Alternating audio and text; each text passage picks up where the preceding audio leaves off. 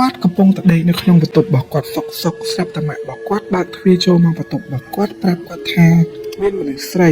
ពាក់ខោអាវពណ៌ខ្មៅប្រឡាក់សិតទៅដីគ្រោះក្រហមដោយគ្រោះថ្នាក់ចរាចរណ៍អញ្ចឹងគឺមករកគាត់ចាំគាត់នៅខាងមុខផ្ទះហើយគាត់ចេញទៅរកម្នាក់ស្រីនឹងទៅពេលដែលគាត់ចុះទៅដល់ទាំងអស់គ្នាគឺគាត់ស្លុតខ្លាំងមែនទែនព្រោះម្នាក់ស្រីនឹងគឺជាមិត្តរួមការងាររបស់គាត់ប៉ុន្តែម្នាក់ស្រីនឹងគឺបានស្លាប់ដោយសារតែគ្រោះថ្នាក់ចរាចរណ៍តាំងពី10ថ្ងៃមុនមកម្លេះចំពោះសាច់រឿងដែលគាត់បានចែករំលែកមកហ្នឹងគាត់មានឈ្មោះថាបងយុទ្ធក៏បានចែករំលែកមកថារឿងមួយហ្នឹងវាកើតឡើងកាលពីឆ្នាំ2023គាត់ចាំបានថានៅក្នុងយប់ដែលគាត់ជួបហេតុការណ៍តក់ស្លុតមួយហ្នឹងទាំងអស់គ្នាគឺគាត់ចូលដេកតាំងពីម៉ោង9យប់មកដែរដោយសារតែពេលថ្ងៃគឺគាត់ជួយការងារប៉ាម៉ាក់របស់គាត់ហ្នឹងគឺហាត់នឿយអស់កម្លាំងខ្លាំងមែនទែនអញ្ចឹងគាត់ទៅហូបបាយពេលយប់រួចគាត់ក៏ចូលបន្ទប់នឹងដេកលក់ហ្មងប៉ុន្តែនៅពេលដឹងខ្លួនម្ដងទៀតគឺទៅពេលដែលលឺសំឡេងទ្វារបន្ទប់របស់គាត់គឺមានដាក់គោះខ្លាំងហើយឃើញម៉ាក់របស់គាត់បើកទ្វារចូលមកក្នុងបន្ទប់បងជុតគាត់បញ្ជាក់ថាចេះទាំងអស់គ្នាអាពេលដែលគាត់ឃើញម៉ាក់របស់គាត់ដើរចូលក្នុងបន្ទប់ហ្នឹងគាត់អត់ច្បាស់ថាវាជាការយល់សប្តិឬមកក៏មែនតែនទៅនិយាយថាមនុស្សអង្គុយដេកខ្លាំងមែនតែនហ្មងណាចុះភ្នែកគាត់គឺបើករឿងមមីប៉ុន្តែនៅពេលគាត់ប្រឹងមើលច្បាស់ទៅគឺជារូបរាងរបស់ម៉ាក់គាត់នឹងឯងម៉ាក់គាត់មកឈរនៅជាប់ក្រែគាត់អញ្ចឹងណាហើយប្រាប់គាត់ថាឲ្យចុះខាងក្រៅមានមនុស្សស្រីមករកគាត់អញ្ចឹងមកយុទ្ធគាត់និយាយទាំងមួយវាថានិយាយទាំងបិទភ្នែកទាំងគេថាមានទេយកไปមានគេមករកទេប៉ុន្តែម៉ាក់គាត់តែនិយាយចឹងថាមានមនុស្សស្រីមករកមនុស្សស្រីម្នាក់ហ្នឹងពាក់ខោអាវខ្មៅហើយខោអាវហ្នឹងគឺប្រឡាក់ស្ទដីគ្រោះក្រហមហ្មងហើយកន្លែងខ្លះគឺលហែកមានហូរឈាមមានអីចឹងទៅអញ្ចឹងមកយុទ្ធនៅពេលលឺគាត់ថាអត់មានទេម៉ាក់គាត់នៅតែនិយាយថាមានគេមករកឆាប់ចង់ទៅរកគេទៅគេប្រហែលជាមានការសំខាន់ហ្នឹងហើយទើបគេមករកទាំងយប់ចឹងណាចឹងនៅពេលលឺប៉ាម៉ាក់របស់គាត់និយាយតែអញ្ចឹងតែគ្នាគាត់ក៏ចុះពីក្រែទាំងបិទភ្នែកមកមើលហ្មងបិទភ្នែកដើរចុះទៅអញ្ចឹងណា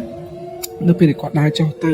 គាត់បានដឹងថានៅផ្ទះរបស់គាត់គឺបិទភ្លើងអត់មានមនុស្សនៅខាងក្រៅទេគ្រប់គ្នាប្រហែលជាចូលដេកអស់លេងហើយអញ្ចឹងគាត់ក៏ដើរចុះខាងក្រោមហ្នឹងអញ្ចឹងណាទៅពេលគាត់ដើរចុះទៅគាត់នឹងក៏ទៅបើកទ្វារមុខផ្ទះនៅពេលដែលបើកទ្វារភ្លាមក៏គាត់នឹងបើកភ្លើងមុខផ្ទះភ្លាមដែរដើម្បីមើលច្បាស់ថាមានមនុស្សនៅឬក៏អត់តែនៅពេលដែលបើកទ្វារចេញទៅបើចាក់មានពីណាគេទាំងអស់លើសំឡេងឆ្កែលួចក៏លួចមកដល់គ្នាប៉ុន្តែអត់មានមនុស្សសូម្បីតែម្នាក់ហ្មងណាចឹងមកយកគាត់ថាម៉ាក់គាត់ប្រហែលជាមើលច្រឡំអញ្ចឹងណាគាត់ក៏ដើរចូលមកផ្ទះវិញនៅពេលគាត់ដើរខ្នងដើរចូលមកផ្ទះនេះគាត់អស់ចិត្តទេគាត់ងាកទៅខាងក្រៅនៅពេលគាត់ងាកទៅខាងក្រៅហ្នឹងគឺគាត់បានឃើញមនុស្សស្រីឈរនៅខាងក្រៅរបងផ្ទះគាត់ប៉ាត់មែនទាំងអស់គ្នាដោយសារតែឃើញចំណុចរៀងមនុស្សស្រីអញ្ចឹងគាត់គិតថាប្រហែលជាម៉ាក់គាត់អត់កុហកគាត់ទេមនុស្សស្រីមករកគាត់មែននឹងឯងគាត់ក៏ដើរចេញខាងក្រៅនៅពេលដែលគាត់ដើរចេញខាងក្រៅទាំងអស់គ្នាគាត់សួរថាមករកអីទាំងយប់មានការអីមែនគាត់និយាយប៉ុណ្ណឹងទាំងអស់គ្នាម្នាក់ស្រីនឹងងាកមកមើលគាត់អីដែលគាត់បានឃើញតក់ស្លុតមែនទែនទាំងអស់គ្នាភ្នែកម្នាក់ស្រីនឹងមកចាហៀងហ្នឹងគឺរបៀបថាប្រឡាក់ហូរសត្វឈាមហើយទឹកបែកចេះទឹកបែកភ្នែកឲ្យមាត់គឺអស់ធ្មេញរលីងហូរឈាមចេញពីមាត់រូបរាងម្នាក់ស្រីនឹងគឺគ្រោះថ្នាក់ចរាចរណ៍នឹងឯងទាំងអស់គ្នាហើយមកយុទ្ធនៅពេលដែលគាត់ឃើញប៉ុណ្ណឹងទាំងអស់គ្នាគឺគាត់កាំងមែនទែនណាគាត់ឈោកាំងហ្មងព្រោះគាត់ចាំបានច្បាស់ម្នាក់ស្រីនឹងគឺជាមិត្តរួមការងាររបស់គាត់ប៉ុន្តែម្នាក់ស្រីនឹងគឺគាត់បានជួបជាមួយនឹងគ្រោះថ្នាក់ចរាចរណ៍ស្លាប់គឺជិត10ថ្ងៃហើយទាំងអស់គ្នាហើយគាត់អត់ដឹងដូចជាហេតុអីបើម្នាក់ស្រីនឹងមករកគាត់មួយយប់នេះគាត់ឈោកាំងមែនតើទាំងអស់គ្នាហើយវាឈោកាំងរួចនោះគាត់ក៏សម្រួលអារម្មណ៍រត់ចូលមកក្នុងផ្ទះវិញនៅពេលដែលរត់ចូលមកក្នុងផ្ទះទាំងអស់គ្នាក៏គាត់កាន់តែកាំងលើសដើមព្រោះគាត់ដឹងថានៅផ្ទះរបស់គាត់អត់មានមនុស្សនៅទេប៉ាម៉ាក់របស់គាត់គឺបានទៅខែនឹងតាំងពីពេលព្រឹកមកម៉ែមិនមែនតែប៉ាម៉ាក់របស់គាត់ទេណាបងប្អូនរបស់គាត់គឺទៅស្រុកទាំងអស់អត់មានបញ្ញាគេនៅផ្ទះទេហើយចាប់ពីណាគេអ្នកដើរចូលទៅក្នុងបន្ទប់គាត់រួចប្រាប់គាត់ថាមានមនុស្សមករកពេលហ្នឹងគឺគាត់កាន់តែខ្លាចកាន់តែខ្លាំងឡើងដល់គ្នាគាត់ចូលមកក្នុងបន្ទប់ឃ្លុំភួយហ្មងណាឃ្លុំភួយដាក់ទូរស័ព្ទឲ្យប្រកាសនៅក្នុងចិត្តថាម៉ាក់របស់គាត់ទឹកចិត្តបាននៅផ្ទះមែនឬក៏អត់គាត់ចុចទេទៅម៉ាក់របស់គាត់ទាំងគ្នាទៅពេលដែលចុចទេទៅម៉ាក់របស់គាត់ហ្នឹងណាតម្រាំតែម៉ាក់គាត់លើកគឺគាត់ទៅ10ដងពេលម៉ាក់គាត់លើកម៉ាក់គាត់មួម៉ៅហ្មងសួរថាមានការស្អីគាត់ថាម៉ាក់នៅផ្ទះស្រុកឬក៏នៅផ្ទះអំពេញគាត់សួរអញ្ចឹងតាគ្នាប៉ុន្តែម៉ាក់របស់គាត់ថាឈួតមែន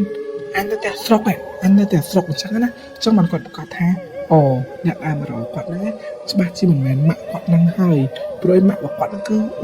នៅខេត្តមែននៅពេញហ្នឹងទេបងប្អូន ចឹងមួយចិត្តគាត់ថាពេលហ្នឹងគឺគាត់ខ្លាចខ្លាំងមែនតើហើយដែលគាត់ឆ្ងល់មួយទៀតហ្នឹងទាំងអស់គ្នា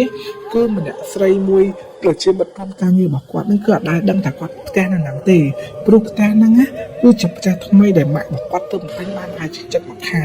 ហើយអត់ដែលមានមិត្តភក្តិរួមការងារដឹងថាគាត់នឹងដូរផ្ទះទេគាត់តែប្រាប់ថាសុកក៏មានគេមករកហើយអ្នកដែលមកដាស់គាត់ឲ្យទៅហើយគាត់ឲ្យចុះទៅខាងក្រុមនេះម្នាក់នេះគឺជាណាគេជាជំនាញផ្ទះមួយក៏ជាអីផ្សេងបច្ចៈមួយទៀតថាគ្នាផ្ទះរបស់គាត់តាមបានសែនឡើងណាដោយសារតែប៉ាម៉ាក់គាត់គឺរវល់មែនតើហ្មងណាស់ដល់គ្នានេះគឺជារឿងទី1ដែលគាត់បានចែករំលែកមកចំពោះសាច់រឿងដែលគាត់បានចែករំលែកមកហ្នឹងគាត់មានឈ្មោះថារីតាក៏បានចែករំលែកមកថារឿងមួយហ្នឹងវាកើតឡើងកាលពីឆ្នាំ2022ពេលដែលគាត់ធ្វើការនៅក្នុងក្រុមហ៊ុនចាស់របស់គាត់ហ្នឹងគឺមានទីតាំងស្ថិតនៅក្នុងបូរីមួយកន្លែងដែលទីតាំងរបស់វាគឺនៅចុងបូរីបង្អស់តែម្ដងហើយម្ចាស់ក្រុមហ៊ុនហ្នឹងគឺគេបានទិញផ្ទះមកល្វែងហ្នឹងដើម្បីឆ្នៃទៅជាក្រុមហ៊ុនអញ្ចឹងណាបងប្អូនអញ្ចឹងនៅក្នុងក្រុមហ៊ុនហ្នឹងបងប្អូនគឺមានកម្ពស់គឺមាន2ជាន់ផ្ទាល់ដីជាន់ទី1និងជាន់ទី2ចំណែកជាន់ទី3គឺខាងក្រុមហ៊ុនគេរៀបចំសម្រាប់ឲ្យបុគ្គលិកហូបបាយឬមួយក៏អង្គុយផឹកកាហ្វេអង្គុយរីឡែកអីនៅជាន់ខាងលើដំបូលមួយអស់ហ្នឹងឯងចឹងនេះតាគាត់ថានៅពេលដែលគាត់ធ្វើការក្នុងក្រុមហ៊ុនហ្នឹងទាំងគ្នាគាត់អាចធ្វើការងារដាច់យប់ទេដាច់យប់យ៉ាងយូរបំផុតគឺត្រឹមតែម៉ោង8ទេគឺចាប់ការងារអស់ហើយអត់ដែលលើកទៅដល់ម៉ោង10ទៅម៉ោង10យប់អីទេប៉ុន្តែនៅក្នុងថ្ងៃមួយនោះទាំងគ្នាដោយសារតែគាត់ហ្នឹងត្រូវមានការងារឃ្លាច្រើនមែនតើមិនមែនមានតែគាត់ទេគឺនៅក្នុងបន្ទប់ធ្វើការគាត់ដែលមានគ្នា5នាក់ហ្នឹងគឺសិតតែមានការងារធ្វើឃ្លាឲ្យហើយនៅក្នុងថ្ងៃហ្នឹងដូចគ្នានឹងហ្មងហើយជាន់ដែលគាត់ធ្វើការហ្នឹងទៀតទាំងគ្នាគឺនៅជាន់ទី2ណាជាន់ទី2នេះគឺមាន2បន្ទប់មួយបន្ទប់សម្រាប់បុគ្គលិកផ្សេងហើយមួយបន្ទប់ទៀតគឺសម្រាប់គ្នារបស់គាត់ទៅនៅបន្ទប់ផ្សេងហ្នឹងឯងណាគ្នាអញ្ចឹងគាត់ថានៅពេលហ្នឹងគាត់សម្រុកធ្វើការខ្លាំងមែនតើប៉ុន្តែគ្នាក៏ផ្សេងទៀតនេះត្រឹមម៉ោង8គេទៅរកការងារអស់លេងប៉ុន្តែទីតែគឺគាត់អត់រួចទេតាមគាត់មើលការងាររបស់គាត់នឹងអាចរួចក្នុងម៉ោង10ជាងនេះអញ្ចឹងនៅពេលដែលគេធ្វើការងារចប់ភ្លាមនេះបុគ្គលិកផ្សេងក៏គេនឹងលាទៅផ្ទះទីតែគាត់បានសុំវល់មិត្តភក្តិរួមការងារគាត់ម្នាក់នៅកណ្ដាលគាត់ដែរប៉ុន្តែគេអត់ទេគេប្រញាប់ទៅផ្ទះទៅអីដែរអញ្ចឹងណាអញ្ចឹងគេនឹងគាត់ទៅបាត់ទៅតែដោយសារតែគាត់អាចវល់គេឲ្យនៅជាមួយបានគាត់នឹងក៏បដៅគេទៅអញ្ចឹងបងប្អូនអញ្ចឹងពេលដែលគាត់ពេលដែលគេទៅបាត់នេះទីតែគាត់ដើរចេញទៅខាងក្រៅដើម្បីមើលទៅអាបន្ទប់ទល់មុខហ្នឹងក៏ឃើញថានៅបន្ទប់ទល់មុខហ្នឹងគឺបិទភ្លើងអត់អស់ហើយបានន័យថាមានមនុស្សនៅធ្វើការទៀតទេគាត់ដឹងត្រឹមថានៅក្នុងជាន់ទី2ហ្នឹងលែងមានបុគ្គលិកណានៅហើយគឺមានតែគាត់ម្នាក់ទេប៉ុន្តែគាត់បានដឹងទេថានៅជាន់ទី1និងជាន់ផ្ទាល់ដីនេះមានបុគ្គលិកឬក៏អត់គាត់ដឹងទេចឹងគាត់ក៏បន្តអង្គុយធ្វើការបន្តទៀតចឹងទៅនៅពេលគាត់អង្គុយធ្វើការបន្តទៀតទាំងអ្នកទាំងគ្នាគាត់អត់ស្ងាប់ទេគាត់ចេះតែងើបស្រឡឹងមើលជុំវិញបន្ទប់មើលនេះមើលនោះដោយសារតែគាត់នឹងរៀងខ្លាចបងប្អូនអីដែលសំខាន់គឺគាត់តែងបានឮពាក្យចាំរាមតគ្នាតាក់ទងជាមួយនឹងមនុស្សស្រីពាក់ឈុតសក់វែងចំចកេះរូបចុះរត់ឡើងនៅចំខាងលើគាត់ចេះតែឮពាក្យចាំរាមហ្នឹងគឺឮមកយូរហើយប៉ុន្តែគាត់អាចឃើញខ្លួនឯងផ្ទាល់ទេបន្ទាប់ដូចជាគាត់ធ្វើការចង់មួយឆ្នាំមួយឆ្នាំគាត់អាចឮអត់អាចឃើញទាំងអស់អញ្ចឹងគាត់ក៏អង្គុយធ្វើការបន្តទៀតនៅពេលដែលគាត់អង្គុយធ្វើការនេះគាត់ព្យាយាមដាក់កាសសម្លេងទាំងអស់គ្នាបើកសម្លេងកាសឲ្យលឺខ្លាំងបំផុតគាត់ថាបើសិនជាដាក់សម្លេងលឺទៅទោះបីជាមានមនុស្សរត់ក៏គាត់ខ្វល់ដែរគាត់លឺទេចឹងនៅពេលដែលគាត់អង្គុយស្ដាប់ធ្វើការបានប្រហែលជាខ្ទង់កន្លះម៉ោងចូលម៉ោង8:40ជាងអីទាំងអស់គ្នាស្រាប់តែគាត់នឹងនិយាយថាឈឺបាក់ជើងអញ្ចឹងណាគាត់ក៏បិទចម្រៀងបាត់រួចដើរចេញពីបន្ទប់នៅពេលគាត់ដើរចេញពីបន្ទប់ទាំងអស់គ្នានៅខាងមុខបន្ទប់គាត់ហ្នឹងគឺបិទភ្លើងតែនៅសល់តែភ្លើងរឹមតិចសម្រាប់ឲ្យអាចដើរបានអញ្ចឹងណាហើយគាត់សម្លឹងមើលទៅជាន់ខាងក្រោមចដើរជាន់ខាងក្រោមហ្នឹងគឺឃើញថាមានភ្លើងបើកតិចទេអត់បើកខ្លាំងទេអញ្ចឹងគាត់ក៏នៅតែអត់ដឹងដែរថាតើនៅជាន់ខាងក្រោមហ្នឹងមានបុគ្គលិកឬក៏អត់គឺគាត់ដឹងទេគាត់ក៏ដើរចេញពីបន្ទប់ហ្នឹងហើយភ្នែករបស់គាត់អត់អស់គ្នាសម្លឹងទៅចដើរទៅជាន់ខាងលើជាន់ខាងលើខ្លាញ់គេបុគ្គលិកអង្គុយហូបអីហ្នឹងទៅពេលគាត់សម្លឹងទៅខាងលើចដើរហ្នឹងគាត់ឃើញថាអាតាមកម្មសាមគឺងឹតស្លុបហ្មងបានន័យថានៅខាងលើគឺអត់មានមនុស្ស 100% ហ្នឹងហ្មង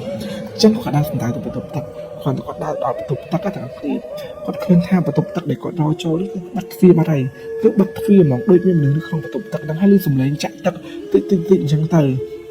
អញ្ចឹងដូចតែគាត់ថាចេះដោយសារតែឃើញថាអត់មានមនុស្សទេហើយក៏អត់ដឹងអត់មានអ្នកផ្សេងទៀតមកចូលបន្ទប់ទឹកชั้นទី2នឹងដែរគាត់គូរធ្វើសាកសិន គោះទ្វារតុកសួរគេអញ្ចឹងណានៅពេលដែលគោះទ្វារទៅគាត់ស្រាប់តែលើសំឡេងអាទឹកដែលគេបាញ់គោទៅណាបាញ់ឆវាបាញ់បង្ហាញថាមានមនុស្សនៅក្នុងហ្នឹងគ្រាន់តែគេអត់ឆ្លើយទេចឹងដោយសារតែឃើញចឹងហើយពេលតាហ្នឹងគាត់ក៏របៀបថាតាចេញពីបន្ទប់ទឹកមួយហ្នឹងចុះទៅបន្ទប់ទឹកជាន់ទី1វិញទៅដល់បន្ទប់ទឹកជាន់ទី1ទាំងគ្នាគាត់ដើរសម្ដៅទៅបន្ទប់ទឹកហ្មងដោយសារតែគាត់ឃើញថានៅជាន់ទី1ហ្នឹងគឺអត់មានមនុស្សធ្វើការទេភ្លើងក្នុងបន្ទប់ទាំងអស់គឺបិទជិត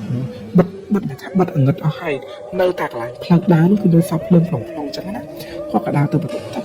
ជាន់ហ្នឹងហ្មងដើរទៅដល់បន្ទប់ទឹកជាន់ទី1ហ្នឹងក៏ឃើញថាទ្វារបិទបន្ទប់ទឹកហ្នឹងគឺបិទទាំងអស់គ្នាគឺបិទឆឹងហ្មងណាគឺបិទហើយលើសលេងទឹកហូរតិចអញ្ចឹងទៅអញ្ចឹងពេលលើសលេងទឹកហូរតិចអញ្ចឹងទាំងអស់គ្នាគាត់ក៏គួរទ្វារសួរស្រែកសួរថាបងមានមនុស្សក្នុងបន្ទប់ទឹកនឹងអត់អញ្ចឹងពេលគាត់គួរទ្វារសួរទាំងអស់គ្នាគាត់លើសំឡេងតយោទឹកតយោបាញ់គូទៅណាបាញ់ឆោទៅអញ្ចឹងម្ដងទៀតហើយគឺគេឲ្យសញ្ញាថាមានមនុស្សនៅក្នុងបន្ទប់ទឹកនឹងដែរជួយសារតារីតាគាត់របៀបថាមើលទៅដូចមានមនុស្សក្នុងបន្ទប់ទឹកអញ្ចឹងគាត់ក៏សម្រេចទៅជន់ផ្ទាល់ដីបំផុត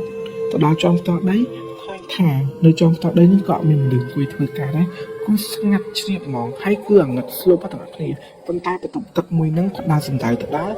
លោកដៃរោបាក់ទ្វារចូលទៅទៅសាប់ទ្វារបាក់មកតំហឹង